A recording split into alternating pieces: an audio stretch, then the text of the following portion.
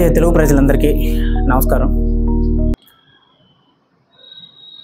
తన జీవితంలో ఒక ఎయిమ్, ఒక అంబిషన్, పలానా సమయానికి నేను ఈ పని పూర్తి చేయాలి అని ఒక లక్ష్యాన్ని నిర్దేశించుకొని ఆ దారిలో ఎన్ని కష్టాలు, నష్టాలు మనుషుల రూపంలో, గవర్నమెంట్ రూపంలో, సమాజం రూపంలో, తన పక్కనున్న స్నేహితులు అని తాను అనుకోబడ్డ వ్యక్తుల రూపంలో ఎన్ని ఎదురొచ్చినా సరే చివరగా తన సంకల్పమే గెలుస్తుంది. డేగ్నీ ట్యాగర్ట్ అనుకున్న సమయానికి రియర్డన్ మెటల్ మీద, రియర్డన్ మెటల్తో పట్టాలు వేసిన ఫస్ట్ జాన్ గాల్ట్ అని పిలువబడే లైన్ మీద ట్యాగర్ట్ ట్రాన్స్ కాంటినెంటల్ యొక్క మొట్టమొదటి ట్రైన్ నడుస్తుంది. అది ఎక్కడి నుంచి అంటే చెయొన్నా అనే నగరం నుండి కొలరాడోలో ఉన్న ఎల్లిస్ వైట్ ఆయిల్ ఫ్యాక్టరీల వరకు నడుస్తుంది. గంటకి 100 కిలోమీటర్ల వేగంతో. సో ఎప్పుడైతే ఆ ట్రైన్ మొదలవుతుందో ఆ ట్రైన్లో డేగ్నీ ట్యాగర్ట్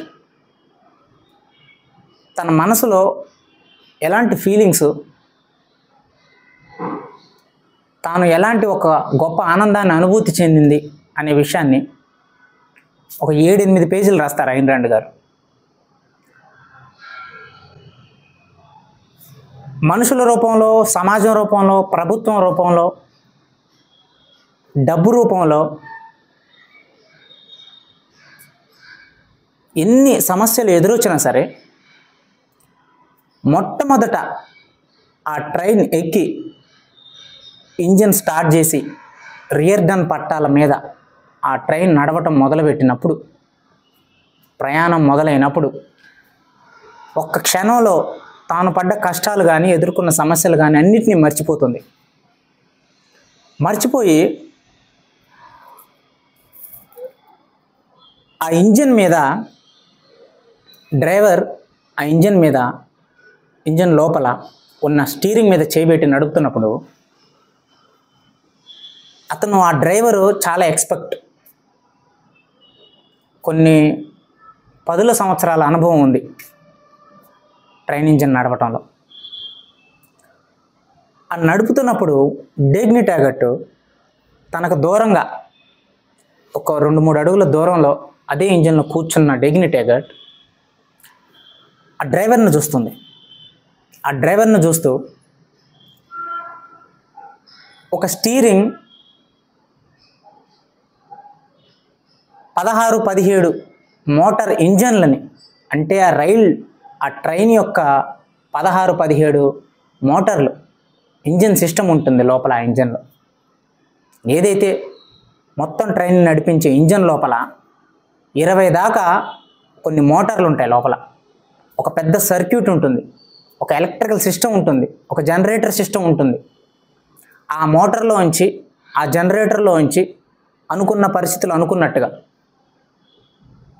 మోటార్కి జనరేటర్కి ఏంటి డిఫరెన్స్? మెకానికల్ ఎనర్జీని ఎలక్ట్రికల్ ఎనర్జీగా మార్చేది జనరేటర్, ఎలక్ట్రికల్ ఎనర్జీని మెకానికల్ ఎనర్జీగా మార్చేది మోటార్. సో ఇలాంటి కొన్ని మోటార్స్ యొక్క సమూహంతో 16-20 మోటార్ల సమూహం, అవి ఎన్నో క్లిష్టమైన సర్క్యూట్స్తో నిర్మించబడి ఉంటే వాటి మొత్తం పవర్ని, అడ్మినిస్ట్రేషన్ని ఒక స్టీరింగ్ రూపంలో ఆ ఇంజిన్ని కంట్రోల్ చేస్తుంటే, ఇంత శక్తి ఈ మనిషి చేతికి, ఎవరైతే ఆ ఇంజిన్ నడుపుతున్న డ్రైవర్ ఉన్నాడో ఆ చెయ్యి స్టీరింగ్ మీద పెట్టినప్పుడు, ఇంత శక్తి ఈ మనిషి చేతికి ఎవరిచ్చారు? ఆ ఇంజన్లో ఉన్న పవరు, అందులోంచి జనరేట్ అయ్యే ఆ శక్తిని కంట్రోల్ చేస్తున్న ఈ స్టీరింగ్ని చాలా అలవోకగా పట్టుకొని నడుపుతున్న ఈ డ్రైవర్. ఈ శక్తి ఎక్కడి నుంచి వచ్చింది? ఈ పరికరాలు చలనం లేని పరికరాలు. ఒక ఇనుము, ఒక మెటల్, ఒక స్టీల్, ఒక మోటార్, కంటికి కనిపించిన ఎలక్ట్రాన్స్, ఆ ఎలక్ట్రాన్స్ రూపంలో జనరేట్ అయ్యే ఒక శక్తి, ఒక ఎనర్జీ, ఒక కైనెటిక్ ఎనర్జీ, వీటన్నిటిని కంట్రోల్ చేస్తున్నది ఒక వ్యక్తి. కానీ ఆ వ్యక్తిలో ఒక ఆత్మ అనేది ఉంది. ఈ చలనం లేని నిర్జీవమైన పదార్థాల నుంచి ఒక పరికరాన్ని తయారు చేసి ఆ పరికరంలో నుంచి ఒక శక్తి ఎట్లయితే జనరేట్ అవుతుందో ఆ శక్తి జనరేట్ చేసిన వ్యక్తి ఒక మనిషి. ఆ మనిషిలో ఉండబడే ఆత్మ నుంచి ఈ శక్తి అనేది పుట్టింది. ఈ పరికరాలన్నీ ఇప్పుడు సజీవంగా తన కళ్ళ ముందు కనపడుతున్నాయి అని చెప్పి ఐన్ ర్యాండ్ గారు రాస్తారు అక్కడ. ఇట్ మీన్స్ కంటికి కనిపించే ఆ ఇంజన్లో కంటికి కనిపించే ప్రతి పరికరం, రైలు పట్టాల దగ్గర నుంచి, ఇంజన్ దగ్గర నుంచి, అందులో ఉన్న 16-17 మోటార్ల సమూహం, ఎంతో క్లిష్టమైన సర్క్యూట్స్, ఇవన్నీ సజీవ పదార్థాలుగా తనకు కనిపించాయి. కానీ ఈ సజీవ పదార్థాలనే నడిపిస్తున్నది, రిమోట్ కంట్రోల్ చేస్తున్నది ఒక ఆత్మ. ఆ ఆత్మ మనిషి గుండెల్లో ఉన్నది. ఈ ఆత్మే గనక ప్రపంచం నుంచి మాయమైపోతే రాళ్ళు రాళ్ళలాగే ఉండిపోయేవి. ఒక ఇంజిన్ శక్తి అనేది ఉద్భవించేది కాదు. ఒక మోటార్లోంచి జనరేట్ అయ్యే ఆ పవరు ఈ ప్రపంచాన్ని నడిపిస్తున్నది. ఆ మోటార్లు పాడుపడిపోయి ఒక గోడౌన్లో ఉండిపోయేవి. ఏది లేకపోతే, ఆ ఆత్మ లేకపోతే. ఎలాంటి ఆత్మ అది? మనిషి లోపల చైతన్యంలో ఉన్న ఆత్మ అది. ఏ ఇంజిన్ని తాను చూసి ఒక ఆనందానికి గురవుతుందో ఆ ఇంజిన్ చాలా సజీవంగా ఉంది. అలాగే వాటి ఆత్మ మనిషి గుండెల్లో కూడా ఉంది. మనిషి తన గుండెల్లో ఉన్న ఆత్మ ద్వారా ఆ పదార్థాలకు ఒక చైతన్యాన్ని ఇచ్చి దాన్ని నడిపిస్తున్నాడు అని చెప్పి డేగ్ని తాను సాధించిన విజయానికి, ఎవరితో పంచుకోలేని ఆ అపరిమితమైన ఆనందాన్ని తాను అనుభూతి చెందుతూ ఆ ఇంజిన్ లోపల నుంచి ఆ రియర్డన్ మెటల్తో కట్టిన బ్రిడ్జిని చూస్తుంది. ఆ రియర్డన్ మెటల్ సూర్యుని కాంతికి ఒక బాట వేస్తున్నట్టుగా 2 కొండల మధ్య, 2 లోయల మధ్య సూర్యుని వెలుగుకి బాట వేస్తున్నట్టుగా ఆ ఇంజిన్ అలా ఆ బ్రిడ్జి మీద నుంచి అట్లా వెళ్తూ ఉంటుంది. ఫర్ ద ఫస్ట్ టైం రియర్డన్ ఆ పట్టాల పనితీరుని ఎలా పనిచేస్తుందని తెలుసుకోవడానికి తన చూపు మొత్తం ఆ పట్టాల వైపు కేంద్రీకరించి చూస్తూ ఉంటాడు. అసలు ఐన్ ర్యాండ్ గారు 7-8 పేజీల వరకు ఒక మనిషి సాధించిన విజయాన్ని, ఒక మనిషి అనుకుంటే సాధించగల విజయానికి అవుట్పుట్ అనేది ఎట్లా ఉంటుంది అనేదానికి నిదర్శనంగా వీళ్ళిద్దరూ, రియర్డన్, డేగ్ని, ప్రపంచంలో ఎవరు నమ్మల వీళ్ళిద్దరిని. ఈ పట్టాలు పాడైపోతాయి, ఈ పట్టాలు నిలబడవు, గంటకు 100 కిలోమీటర్లు అంటే ఆ బ్రిడ్జ్ కూలిపోతుంది అని ప్రభుత్వం దగ్గర నుంచి, నేషనల్ సైన్స్ ఇన్స్టిట్యూట్ దగ్గర నుంచి, యుఎస్ఏ అసెంబ్లీ దగ్గర నుంచి, తనతోటి బిజినెస్ మ్యాన్ల దగ్గర నుంచి, అందరి దగ్గర నుంచి కాన్ఫ్లిక్టు, ఎదురు దెబ్బలే వస్తాయి. డేగ్ని విషయానికి వస్తే తన సొంత సంస్థ వాళ్ళే అడ్డుపడతారు. ఆ బోర్డు మెంబర్సే ఇది చేయడానికి వీల్లేదు అంటారు. బిల్లు తీసుకొస్తారు, చట్టాలు తీసుకొస్తారు. జేమ్స్ టేగట్ ఒప్పుకోడు. పెట్టుబడిదారులందరూ వెనక్కి వెళ్ళిపోతారు. టేగట్ స్టాక్ కింద పడిపోతుంది. జీతాలు ఇవ్వడానికి సరిగ్గా డబ్బులు ఉండవు. అలాంటి పరిస్థితుల్లో కొలారాడోలో ఉన్న ఇండస్ట్రీ వ్యక్తులందరినీ, పారిశ్రామిక వ్యక్తుల్ని, ఎవరైతే ఇండివిజువల్గా ఇన్నోవేటివ్ పీపుల్ స్వతహాగా ఒక ఇన్నోవేషన్ని చేసి నిజాయితీతో, ఎథికల్ వాల్యూస్తో వ్యాపారం చేసే వ్యక్తులు ఎవరైతే ఉంటారో వాళ్ళందరి దగ్గరికి వెళ్ళి, మీరు నా కంపెనీలో ఇన్వెస్ట్ చేయండి, ఖచ్చితంగా ఈ జాన్ గాల్ట్ లైన్ నేను పూర్తి చేస్తాను, నేను టేగట్ ట్రాన్స్ కాంటినెంటల్ సంస్థ నుంచి బయటకు వచ్చి నా సొంత సంస్థని, కంపెనీని స్థాపిస్తున్నాను, ఆ కంపెనీ పేరు జాన్ గాల్ట్ లైన్, ఇది ఖచ్చితంగా రియర్డన్ మెటల్తో పట్టాలు నిర్మిస్తుంది, మీరు నాకు ఇన్వెస్ట్ చేయండి, దాని ద్వారా వచ్చిన లాభాలు ఏవైతే ఉంటాయో వాటికి మీకు డబుల్ ఇస్తాను అని చెప్పినప్పుడు ఆ పారిశ్రామికవేత్తలందరూ మనిషి ఆత్మవిశ్వాసంలో నుంచి వచ్చిన ఒక సృష్టి, మనిషి తాను అనుకున్నది చిత్తశుద్ధిగా ప్రయత్నం చేస్తే అంకిత భావంతో ఏ పనైనా సరే పూర్తవుతుంది అనే ఒక నమ్మకాన్ని డెగ్ని కళ్ళల్లో వాళ్ళందరూ చూస్తారు. ఆ రోజు చూసి వాళ్ళందరూ ఇన్వెస్ట్ చేస్తారు. సో అనుకున్నట్టుగానే సక్సెస్ఫుల్గా జాన్ గాల్ట్ లైన్ పూర్తవుతుంది. మొట్టమొదటి ట్రైన్లో హెంక్ రియర్డన్, డెగ్ని ట్యాగట్, ఒక ఫైర్మ్యాన్, ఒక డ్రైవర్, ఈ నలుగురు ఆ ఇంజిన్లో ప్రయాణం చేస్తారు. సో దూరం నుంచి ఆ సూర్యుని కాంతి వెలుగులో కొలరాడోలో ఉన్న వైట్ ఆయిల్ సంస్థకి అధినేత అయిన ఎల్లిస్ వైట్ అక్కడ ఎదురు చూస్తూ ఉంటాడు వీళ్ళ కోసం. సో అనుకున్నట్టుగానే ట్రైన్ 100 మైళ్ళ వేగంతో, గంటకు 100 మైళ్ళ వేగంతో ఆ ఎల్లిస్ వైట్, కొలరాడోలో ఉన్న ఎల్లిస్ వైట్ కంపెనీల దగ్గర ఆగుతుంది. అది డెస్టినేషన్ అన్నమాట. సో సక్సెస్ఫుల్గా వాళ్ళు కంప్లీట్ చేస్తారు. కంప్లీట్ చేసిన తర్వాత ఎల్లిస్ వైట్ డెగ్నీని, హెంక్ రియర్డన్ని అభినందించి వాళ్ళ ఫామ్ హౌస్కి తీసుకెళ్తాడు. అక్కడ వాళ్ళకి విందు, డిన్నర్ ఏర్పాటు చేసి, నాకు 1 సంవత్సరం ఇవ్వండి, మీరు పూర్తి చేసిన ఈ జాన్ గాల్ట్ లైన్ ఏదైతే ఉందో దీని మీద రోజుకి 8 నుంచి 10 ట్యాంకర్ల ఆయిల్ని ఈ ప్రపంచం మొత్తానికి నేను సరఫరా చేస్తా. 1 సంవత్సరం టైం ఇవ్వండి. నేను డెగ్ని ట్యాగట్ను మొదట్లో నమ్మలేకపోయాను, కానీ ఇది నాకు చంపదెబ్బ కొట్టినట్టుగా డెగ్ని ట్యాగట్ నిరూపించి చూపించింది. ఇలాంటి వ్యక్తులతో మాట్లాడటం అనేది నేను చాలా హానర్గా ఫీల్ అవుతున్నా అని చెప్పి తాను వైన్ తాగుతూ ఉంటాడు. ఆ వైన్ తాగుతున్నప్పుడు ఆ గ్లాసుని తీసి గోడకేసి కొడతాడు అనమాట. ఎందుకు గోడకేసి కొడతాడంటే, తను ఆయిల్ ప్రొడ్యూసర్ అనమాట. ఆయిల్ని ప్రొడ్యూస్ చేస్తూ ఉంటాడు. కానీ ఆ ప్రొడ్యూస్ చేసిన ఆయిల్ని వేరే ప్రాంతాలకు పంపించడానికి సరిపడా రవాణా లేదు న్యూయార్క్ నగరంలో, అమెరికాలో. గంటకి 20 మైళ్ళు 30 మైళ్ళ స్పీడ్తో వెళ్తూ ఉంటుంటే అవతల ఏదైతే ఈ ఆయిల్ కావాల్సిన నీడున్న వ్యక్తులు ఉంటారో వాళ్ళు ఎన్నో రోజులు, నెలలు తరబడి వెయిట్ చేయాల్సి ఉంటుంది. దీనివల్ల ఆ గ్యాప్ ఏదైతే ఉంటుందో దీన్ని పూర్తి చేయడానికి, ఈ గ్యాప్ని ఫిల్ చేసి అతని యొక్క ప్రొడక్టివిటీని పెంచడానికి, ఇలాంటి ఎంతోమంది పారిశ్రామికవేత్తల ప్రొడక్టివిటీ పెంచడానికి జేమ్స్ ట్యాగట్, డెగ్ని ట్యాగట్ ఆ లైన్ని నిర్మిస్తుంది. సో అతనికి దాని ద్వారా అతను ఏదైతే చెయ్యాలని ముందు నుంచి అనుకొని చేతులుండి కూడా ఏమీ చేయలేని ఒక నిస్సహాయుడిలాగా ఉండిపోతాడో, అలా ఉండటానికి కారణం ఏంటి అంటే ఈ ప్రభుత్వం, ఈ యూనియన్స్ ఇవన్నీ చేయనివ్వరు. దానివల్ల అతనికి ఎంతో కోపం ఉంటుంది ఆ లోపల. ఆ కోపం మొత్తం ఆ క్షణంలో ఆ తాగుతున్న వైన్ బాటిల్ తీసి గోడకేసి కొడతాడు. సో ఆ గోడకేసి పగిలినప్పుడు ఆ శబ్దంలో ఉన్న విజయాన్ని హెంక్ రియర్డన్ కానీ డెగ్ని ట్యాగట్ కానీ అర్థం చేసుకుంటారు. సో దాని తర్వాత వాళ్ళిద్దరికి కంగ్రాచులేషన్స్ చెప్పి ఎల్లిస్ వైట్ వెళ్ళిపోతాడు.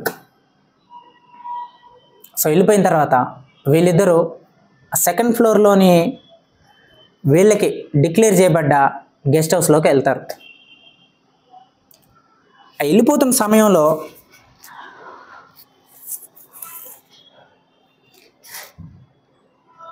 ఈ పర్టికులర్ కాన్సెప్ట్లో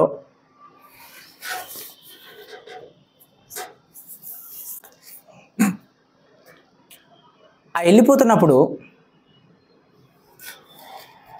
డెగ్ని ట్యాగట్ కానీ హెంక్ రియర్డన్ కానీ, సో హెంక్ రియర్డన్, డెగ్ని ట్యాగట్ ఏదైతే వీళ్ళకి ఎలకాట్ చేసిన రూమ్స్ ఉంటాయో ఆ రూమ్స్ దగ్గరికి వీళ్ళు నడుచుకుంటూ వెళ్తూ ఉంటారు. కరెక్ట్గా ఎవరి రూముల్లోకి వాళ్ళు వెళ్ళవలసిన సమయం వచ్చినప్పుడు వాళ్ళిద్దరూ టర్న్ అయ్యి ఒకరి వైపు ఒకరు చూస్తూ ఉంటారు. ఆ చూపులు దేనికి నిదర్శనంగా నిలుస్తాయంటే, ఈ ప్రపంచం మీద మనం విజయం సాధించాం, సాధించలేవు అన్న వాళ్ళకి మనం నిరూపించి చూపించాం, చేత కాదు అన్న వాళ్ళకి చేతల్లో చేసి చూపించాం అని చెప్పి వాళ్ళ కళల్లో ఒక అభినందన ఒకరి నుంచి ఒకరికి తెలుస్తూ ఉంటుంది. ఎగ్జాక్ట్గా ఈ మినిట్లో అంతకుముందు ఏదైతే వాళ్ళ మనసులో ఒకరి మీద ఒకరికి ఇష్టం అనేది ఉందో ఆ ఇష్టానికి ఒక ఎక్స్ప్రెషన్ చూపెట్టాలి ఈ క్షణం అని వాళ్ళు అనుకొని ఆ ఎక్స్ప్రెషన్ని వాళ్ళిద్దరూ శారీరకంగా కలుస్తారు.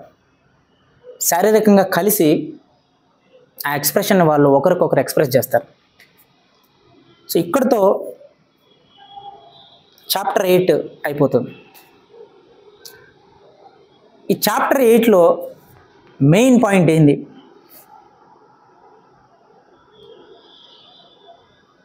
నువ్వు ఏదైనా ఒక పని చేయాలనుకున్నప్పుడు ఆ పని నిన్ను ఎవరు చేయనిస్తున్నారో అన్నది కాదు, ఆ పని నిన్ను చేయనీయకుండా ఎవరు అడ్డుపడుతున్నారు అనేది పాయింట్ అనేది ఐన్ ర్యాండ్ గారి యొక్క ఇంటెన్షన్ ఇక్కడ ఈ పర్టికులర్ చాప్టర్లో. ఇది మొట్టమొదటి విషయం. రెండవది, Dagny Taggart, it's a very important point ఇది. డేగ్నీ ట్యాగర్ట్ ఫ్రాన్సిస్కో డి ఆంకోనియాని ప్రేమించింది. అతను తప్ప ఇంకెవరిని ప్రేమించలేదు తన జీవితంలో. అలాగే హెంక్రీ ఎర్డెన్కి ఆల్రెడీ మ్యారీడ్ అయింది, అతనికి ఆల్రెడీ పెళ్ళి అయిపోయింది. లిలియన్ తన భార్య. ఇలాంటి సందర్భంలో ఎందుకు వీళ్ళిద్దరి మధ్య ఒకరి మీద ఒకరికి ఫీలింగ్స్ అనేవి జనరేట్ అయినాయి? ఎందుకు వీళ్ళిద్దరు శారీరకంగా కలిసే పరిస్థితికి వచ్చి ఆ ఎక్స్ప్రెషన్ ఒకరికొకరు ఎక్స్ప్రెస్ చేసుకున్నారు?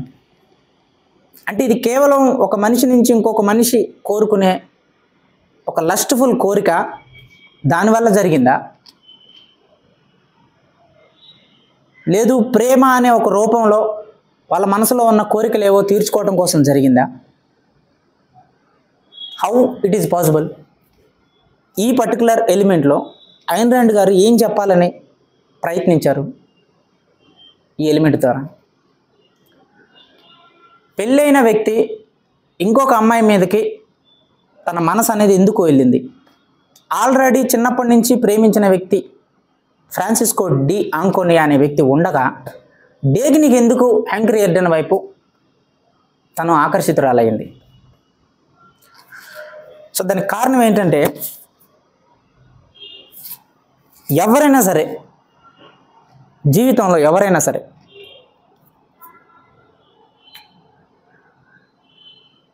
ఎవరైతే మన శక్తిని, మన లోపల ఉన్న ఎనర్జీని డబల్ చేస్తారో సహజంగా అలాంటి వ్యక్తులతో మనుషులు జీవితాన్ని షేర్ చేసుకోవాలని, జీవితంలో అలాంటి వ్యక్తులతో గడపాలని నిర్ణయం తీసుకుంటారు. It is a human psychology. ఎందుకంటే అందరికీ ఎదగాలనే ఉంటుంది లైఫ్లో, అందరికీ ఎదగాలనే ఉంటుంది. ఏదో సాధించాలి, డబ్బు సంపాదించాలి, ఇంకేదో బెటర్మెంట్గా చేయాలి. సో ఈ ఆలోచన, ఈ రేషనల్ డిజైర్ అనేది ప్రతి వ్యక్తిలో ఉంటుంది. ఇలాంటి సందర్భంలోనే తాను చిన్నప్పటి నుంచి ఏదైతే చూసిన ఫ్రాన్సిస్కో డి ఆంకోనియా ఉన్నాడో, ఈ ఫ్రాన్సిస్కో డి ఆంకోనియా ఎందుకో తెలీదు ఏ కారణం ద్వారానో అతను డీవియేట్ అయిపోయాడు. తన దారిలోంచి డీవియేట్ అయిపోయి ఒక ప్లే బాయ్ లాగా మారిపోయాడు. తన నుంచి చైతన్యాన్ని, తన నుంచి ఒక ఇన్స్పిరేషన్ని, ఒక రేషనల్ మోటివ్ని పొంది తను కూడా టేగర్ట్ ట్రాన్స్ కాంటినెంటల్కి CEO అవ్వాలి, వైస్ ప్రెసిడెంట్ అవ్వాలి. ప్రెసిడెంట్ అయ్యి వాళ్ళ నాన్నగారు ఎలా అయితే ఆ యొక్క సంస్థని నడిపాడో అలాగే నేను నడిపి దీన్ని ఒక మెజారిటీ స్టేట్లో నిలబెట్టాలి ఈ రైల్వేని అని చిన్న వయసులోనే తాను ఒక యాంబిషన్ మనసులో చేసుకుంటుంది డేగ్నీ.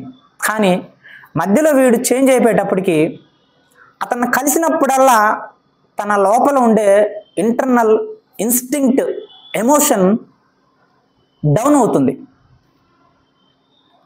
ఎవరైతే ప్రేమించిన వ్యక్తి, నేను గెలిస్తే తను చూడాలనుకునే వ్యక్తి, నా గెలుపు కోసం తపించిన వ్యక్తి, అలాగే అతని లక్ష్యం, అతని యాంబిషన్, అతని జీవన శైలిని చూసి ఇన్స్పిరేషన్ పొందిన నేను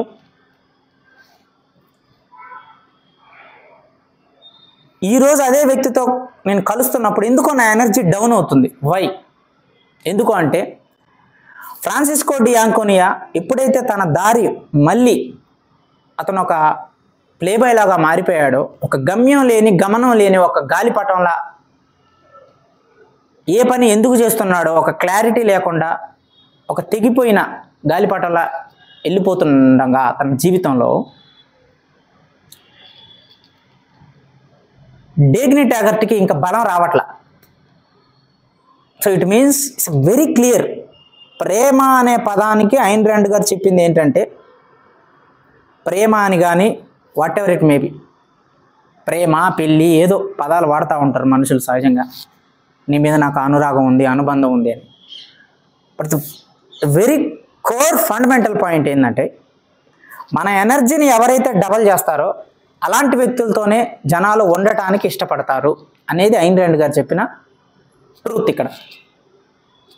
సో ఎప్పుడైతే ఫ్రాన్సిస్కో డి యాంకోనియా దగ్గరికి వెళ్ళినప్పుడల్లా తాను ఎనర్జీ డౌన్ అవుతుందో, శాన్ సెబాస్టియన్ గన్నులు అసలు ఎందుకు కొన్నావు, కొని దానిలో పెట్టుబడులు పెట్టించావు, కానీ చివరికి అది నష్టం వచ్చింది అంటే, ఆ నష్టం వస్తుందని నాకు ముందే తెలుసు అంటాడు. నష్టం వస్తుందని ముందే తెలిసి ఎందుకు చేసావంటే క్షణికానందం కోసం చేసామంటాడు. నీ క్షణికానందం కోసం కొన్ని కోట్ల మిలియన్ రూపాయల డబ్బులు నువ్వు వృధా చేస్తావా అంటే, అవును వృధా చేస్తాను, దానివల్ల నాకు ఒక ఆనందం కలుగుతుంది అంటాడు. ఒక షిప్పుల్లో కానీ బోట్లో కానీ పెద్ద పెద్ద రేవ్ పార్టీలు లాంటివి చేసి ఒక ప్లేబాయ్ లాగా తాను ప్రవర్తిస్తున్నప్పుడు, తన గురించి వచ్చిన వార్తలను పేపర్లో చదువుతున్నప్పుడు, ఇది కాదు ఫ్రాన్సిస్కో, ఇది కాదు, చిన్నప్పుడు నేను చూసిన ఫ్రాన్సిస్కో ఇతను కాదు, ఇప్పుడు ఎందుకు ఇలా అయ్యాడు అని చెప్పి తాను ఎంతో ప్రయత్నిస్తుంది ఎందుకు ఇలా అయిందనే కారణం తెలుసుకోవడానికి. తనంతట తానుగా తెలుసుకోలేదు.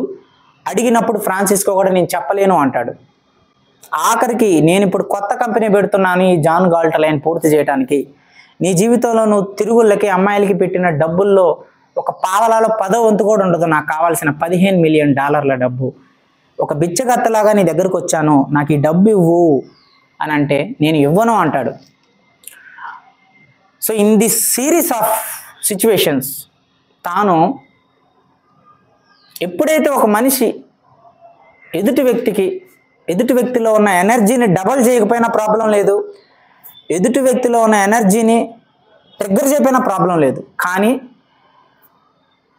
ఆ ఎనర్జీ అతని వల్ల డౌన్ అవుతుందంటే డెఫినెట్గా ఏ వ్యక్తి అయినా సరే అతనికి దూరం అవుతాడు.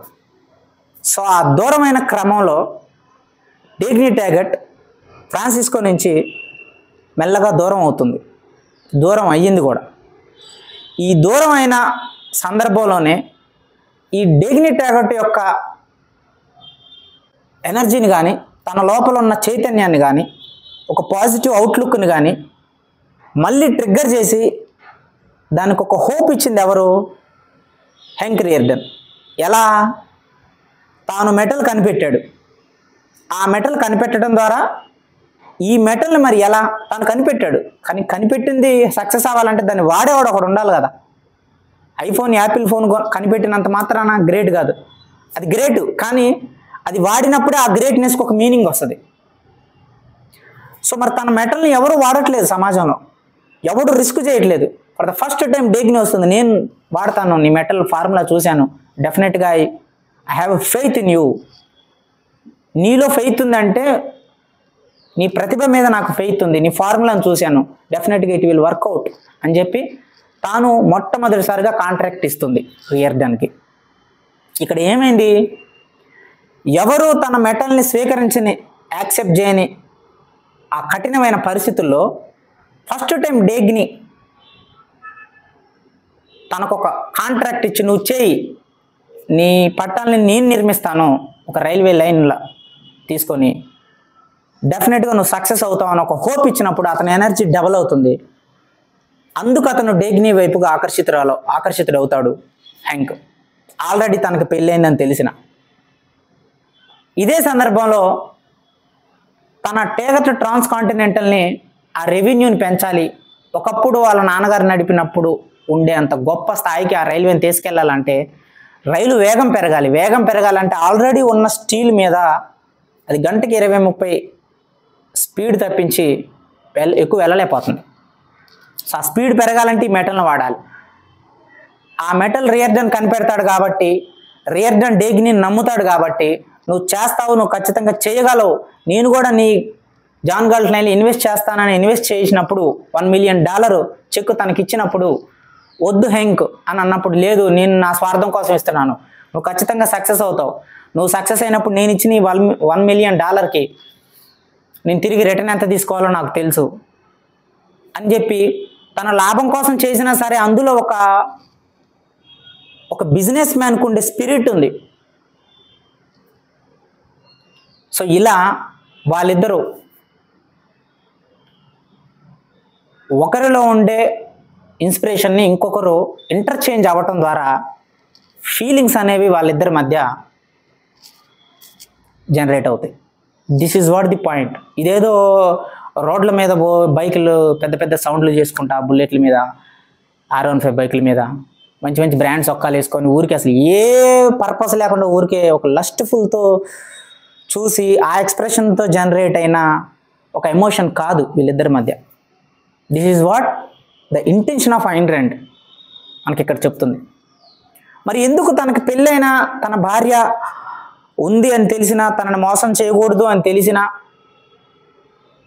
ఇక్కడ ఇంకో విషయం లిలియన్ ఆల్రెడీ చెప్తుంది. ఎవరికి?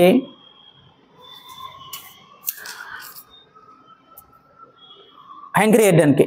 ఒకరోజు హెంక్, నీ గురించి కొంతమంది బయట మాట్లాడుకుంటున్నారు, ఈ డేగ్ని ట్యాగర్ట్ని నీకు రిలేషన్షిప్ ఉందని, తను నీ ఉంపుడు గత్త అని మాట్లాడుకుంటున్నారు అని పర్టికులర్ డైలాగ్ ఉంటున్నాడు. ఎగ్జాక్ట్గా అదే డైలాగ్ వాడతారు ఇప్పుడు నేను మాట్లాడింది. అనుకుంటున్నారు ఇట్లా, అయినా నువ్వు ఎందుకు అలా చేస్తావు, వాళ్ళకి తెలియదులే, వాళ్ళు తెలియక అలా అంటున్నారు.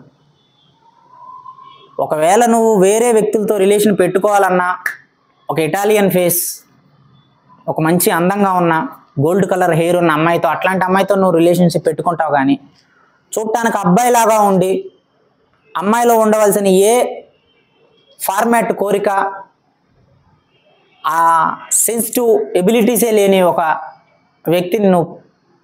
వ్యక్తితో నువ్వు రిలేషన్లో ఉంటావని నేను అనుకోవట్లేదు అని అంటుంది. This is a very important point. అంటే ఇక్కడ నువ్వు నిజంగా రిలేషన్ పెట్టుకుంటే ఒక అందమైన అమ్మాయితోనే పెట్టుకుంటావు, కానీ చూడటానికి అమ్మాయిలో ఉండాల్సిన ఏ క్వాలిటీస్ కనపడకుండా ఒక అబ్బాయిలాగా పోరాడే తత్వం ఉన్న ఒక అమ్మాయితో నువ్వెందుకు రిలేషన్లో ఉంటావు అని అంటుంది. అంటే లిలియన్ దృష్టిలో రిలేషన్షిప్స్, ప్రేమలు అనేవి ఒక లస్ట్ఫుల్గా, ఒక అవుట్లుక్ కనిపించే విధానం, ఆ ఫిజికల్ పర్సనాలిటీ పరిధిలోనే ఉంది తన ఆలోచన విధానం.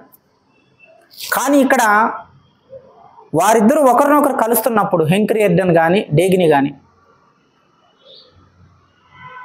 సమాజం మీరు చేయలేరు, మీ ఇన్నోవేటివ్ పనికిరానిది అని డిస్కరేజ్ చేస్తున్నా వాళ్ళు మనిషిని నమ్మారు, మనిషిలో ఉన్న మేధస్సును నమ్మారు,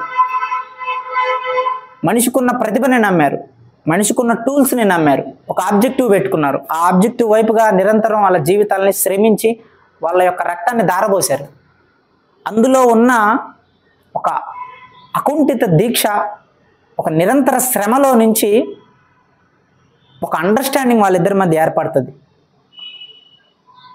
ఆ ఇన్స్పిరేషనల్ ఇంటర్చేంజ్ వల్ల వాళ్ళిద్దరి మధ్య ప్రేమ అనేది పుడుతుంది. ఇంత డిఫరెన్స్ ఉంది ఈ 3 క్యారెక్టర్ల మధ్య. డేగ్ని, లిలియన్, హెంక్ రియర్డన్ భార్య హెంక్ రియర్డన్.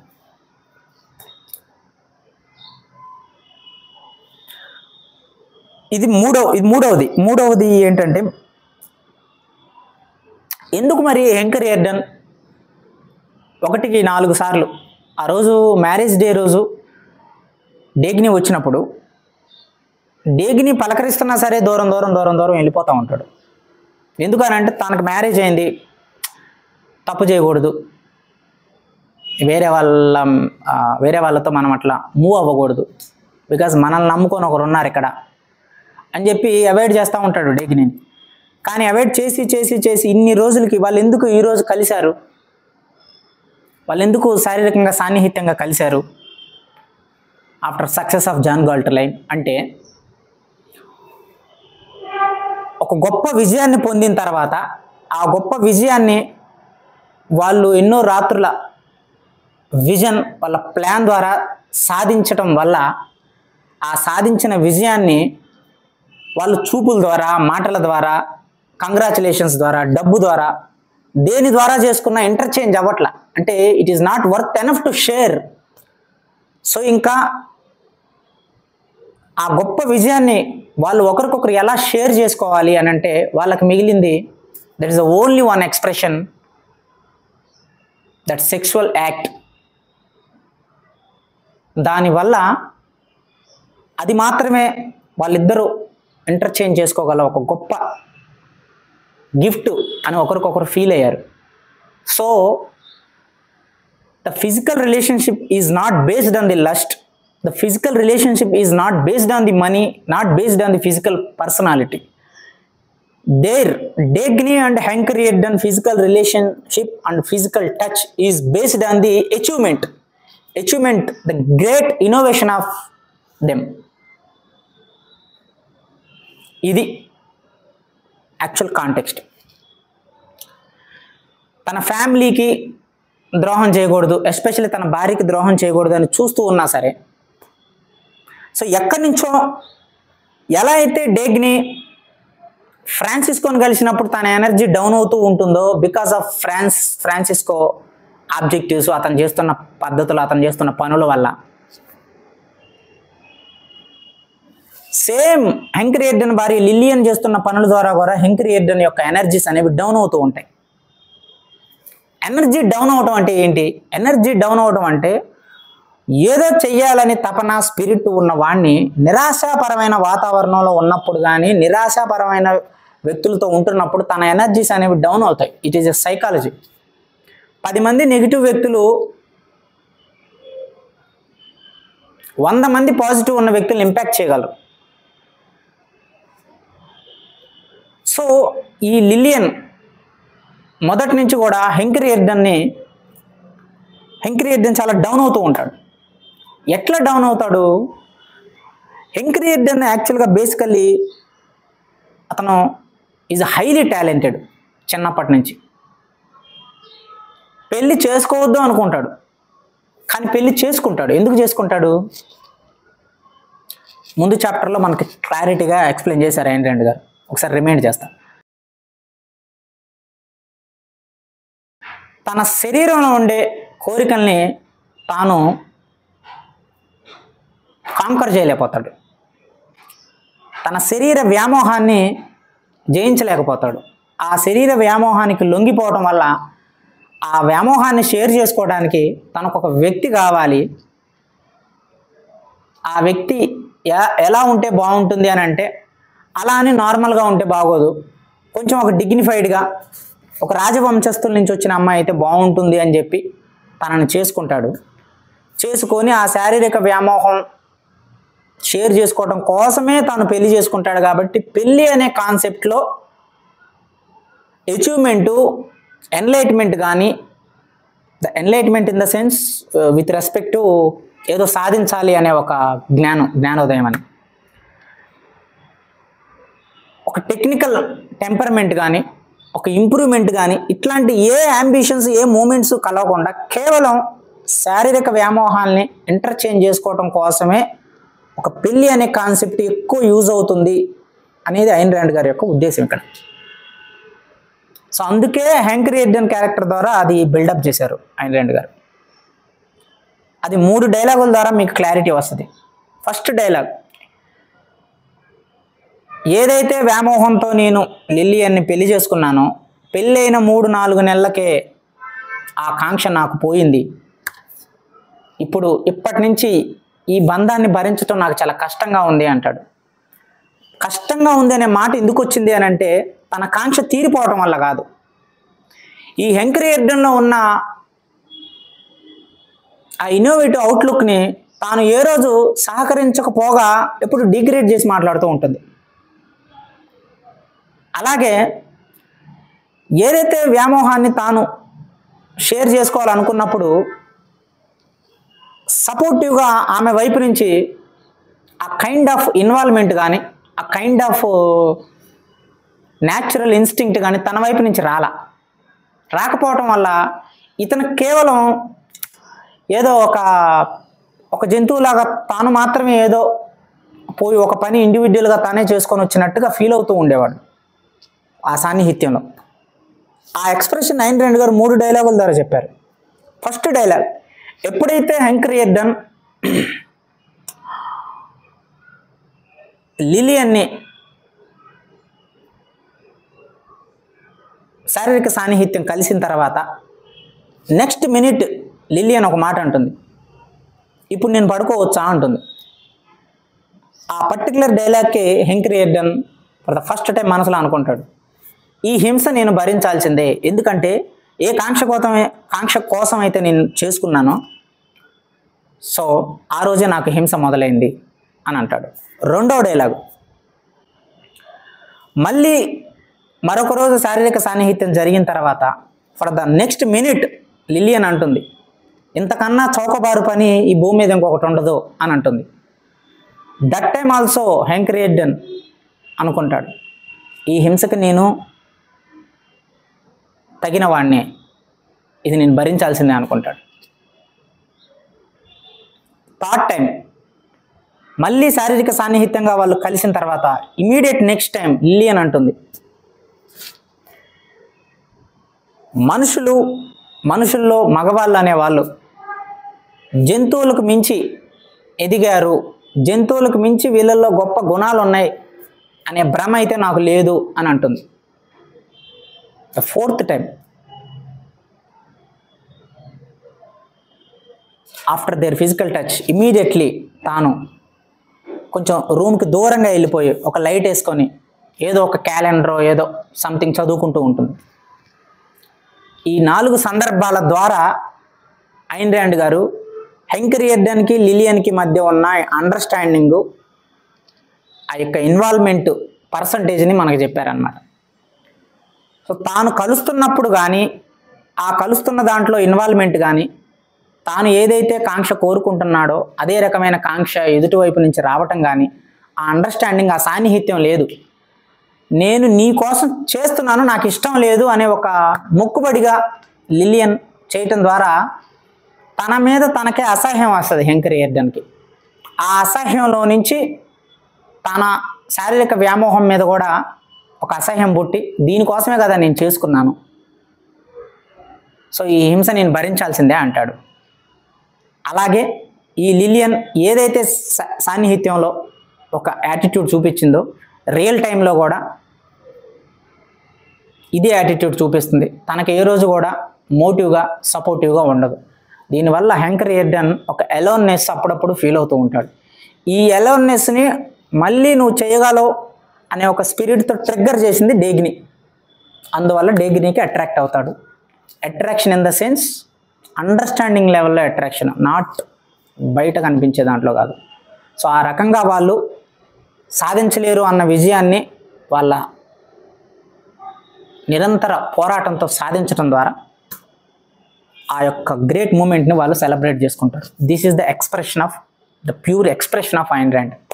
సో ఇక్కడ నేను చెప్పాలనుకుంది ఏంటంటే ఈ ఫిజికల్ రిలేషన్షిప్స్, ఈ శారీరక సాన్నిహిత్యాలు అనేవి అమెరికా దేశంలో ఒకలాగా ఉంటాయి, ఫారిన్ కంట్రీస్లో ఒకలాగా ఉంటాయి. అక్కడ ఒక వ్యక్తి ఇంకో వ్యక్తికి నచ్చకపోతే వాళ్ళు ఇమీడియట్గా విడిపోతారు. మళ్ళీ ఇంకో వ్యక్తితో వాళ్ళ జీవితాన్ని గడపాలని కానీ అక్కడితో ఇంకా సింగిల్గా బతకాలని కానీ వాళ్ళు నిర్ణయం తీసుకుంటారు. So that is their culture. So Indian సొసైటీలో అట్లాంటి కల్చర్ చాలా తక్కువ కాబట్టి ఈ బుక్ చదువుతున్నవారు ఎవరైనా సరే ఈ ఫిజికల్ రిలేషన్షిప్స్ అనే ఇప్పుడు నేను దీనికి రేషనల్గా వాళ్ళ హృదయంలో నుంచి వచ్చిన ఒక ఎథికల్ వాల్యూస్ నుంచి ఈ ఎక్స్ప్రెషన్ వాళ్ళిద్దరి మధ్య ఎట్లా ఫామ్ అయింది అనేది నేను క్లియర్గా చెప్పాను. అయితే ఎంత క్లియర్గా చెప్పినా సరే ఏం చేసినా సరే ఇట్లాంటివి ఇండియన్ సొసైటీలో వర్కౌట్ కావు, ఇట్లాంటివి ఇండియన్ సొసైటీలో ఎక్కువగా లేవు అని ఎవరైనా అనుకున్నా కానీ ఈ బుక్స్ చదువుతున్నప్పుడు, ఇట్లాంటి విషయాలు చదువుతున్నప్పుడు సహజంగా ఇండియన్స్కి అనిపిస్తూ ఉంటుంది ఫారెన్ కల్చర్ ఇట్లా ఉంటుంది కదా అని. సో నేను చెప్పేది ఏంటంటే వాటిని తీసుకోవాల్సిన అవసరం లేదు.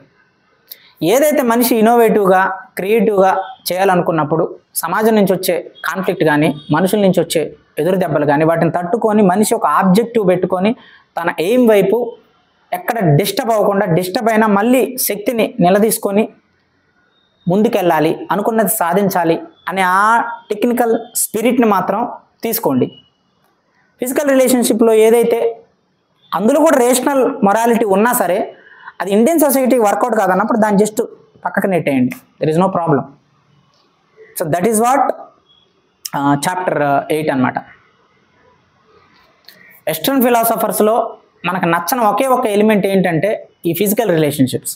వీటి ద్వారానే వాళ్ళు చెప్తున్న ఎంతో గొప్ప అమూల్యమైన విషయాల్ని కొన్నిసార్లు మనం పక్కకు పెడతా ఉంటాం. ఓకే, వాళ్ళు చెప్తున్న అమూల్యమైన విషయాల్ని పక్కన పెట్టకుండా ఏదైతే వాళ్ళు చెప్తున్న విషయాలు ఇండియన్ కల్చర్లో భాగం కావో వాటిని పక్కకు పెట్టి మిగతా విషయాలు ఏముంటాయో వాటిని తీసుకోండి. So it will definitely helpful. జై హింద్. చాప్టర్ 9లో మళ్ళీ కలుద్దాం.